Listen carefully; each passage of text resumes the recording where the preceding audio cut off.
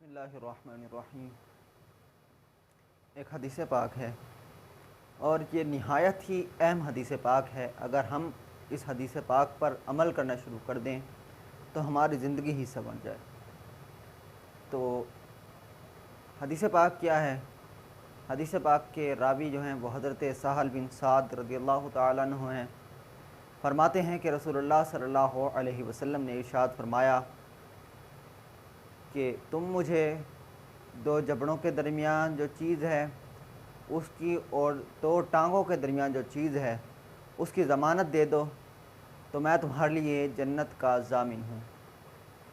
مراد اس سے یہ ہے کہ آقا کریم علیہ الصلوۃ والسلام نے ارشاد فرمایا کہ تم مجھے دو چیزوں کے متعلق گارنٹی دے دو، ضمانت دے دو کہ تم ان دو چیزوں کی حفاظت کرو گے تو رسول اللہ نے فرمایا کہ میں تمہارے لیے جنت کا ضامن ہوں، میں تمہیں جنت کی گارنٹی دیتا ہوں کہ تمہیں جنت ملے گی۔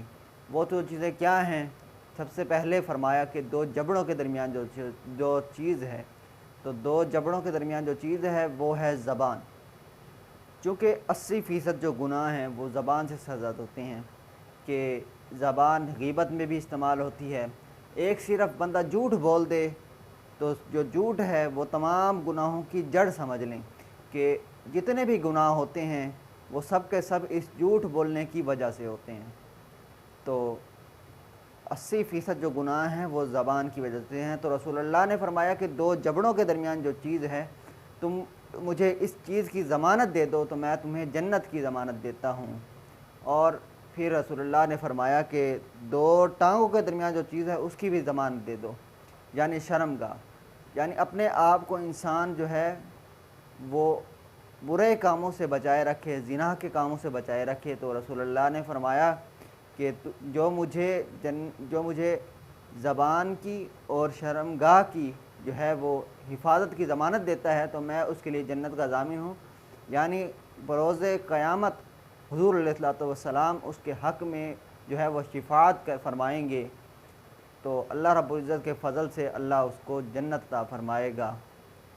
تو یہ دو چیزیں ہیں، ان دو چیزوں پہ اگر انسان جو ہے وہ قابو رکھ لے تو انسان کی زندگی ہی سنور جائے۔ یعنی انسان اپنی نفسانی خواہشات پر قابو کر لے کہ اب بندہ غیبت کر رہا ہوتا ہے تو وہ بھی زبان سے گناہ سرزد ہو رہا ہوتا ہے، اور اس کے علاوہ بندہ جھوٹ بولتا ہے، بڑے بڑے معاملات میں بندہ جھوٹ بول لیتا ہے، تو گویا کہ تمام گناہوں کی جو جڑ ہے وہ جھوٹ ہے، اور جھوٹ جو ہے وہ زبان سے بولا جاتا ہے۔